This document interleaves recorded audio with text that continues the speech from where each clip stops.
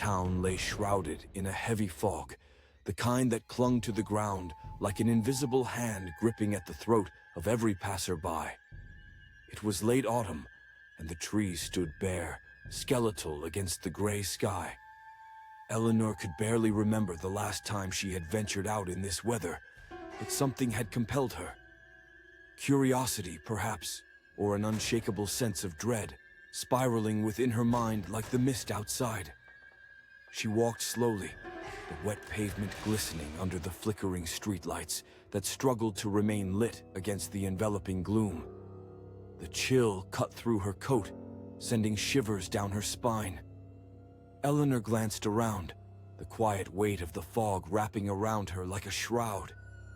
No sound but the distant echo of her own footsteps kept her company.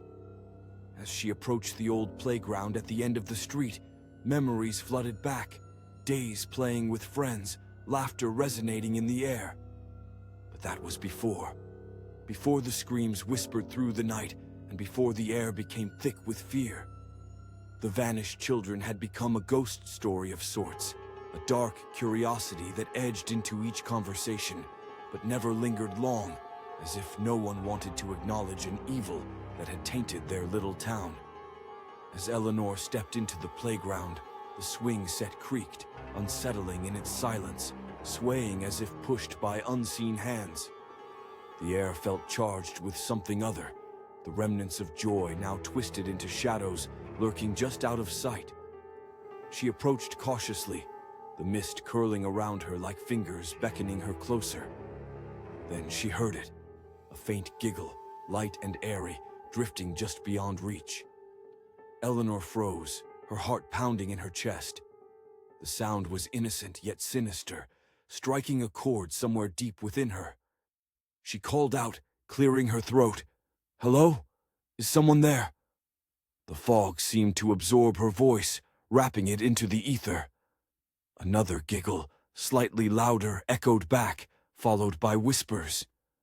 The voices were indistinct, a chorus of children's laughter, punctuated by pauses that stretched far too long, suspended like the swing above her. She took a hesitant step forward, the grass squelching under her weight, each sound amplified in the still night. Then, in the far corner of the playground, she saw movement.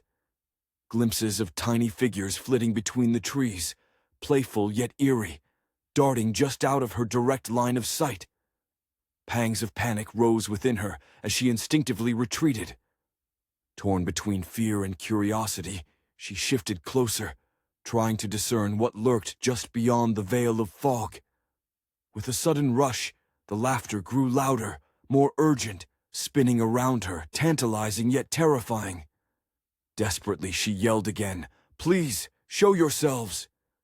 The fog parted slightly, and in that brief glimpse, she saw them.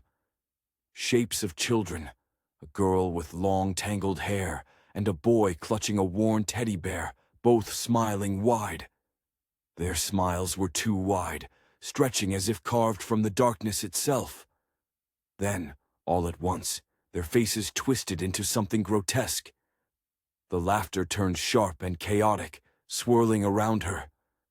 Eleanor turned to flee, but as she did, the ground beneath her gave way.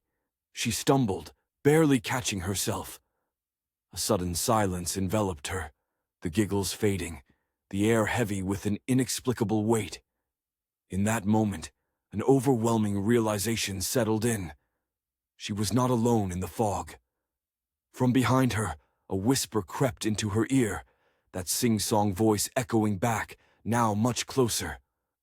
"Want to play?" The mist clung tighter, and the children's silhouettes appeared again, reaching out with small, cold hands. Panic surged as she felt their icy grips on her arms, an undeniable invitation far too sinister to refuse. Eleanor broke from the grasp and ran, but the whispering laughter pursued her, echoing in the fog, until suddenly it stopped. She risked a glance back, the children gone, yet the fog swirled thicker, more alive. Returning home, she felt relief wash over her as the streetlights flickered back into full illumination, casting away shadows. But as she stepped inside, the familiar comfort of her home was pierced by the sharpness of that laughter, now echoing within the walls. Despair flooded her as she realized with every breath that the children had followed her. Each giggle now a promise, each footstep a reminder that in their game of hide and seek, she might never truly be found.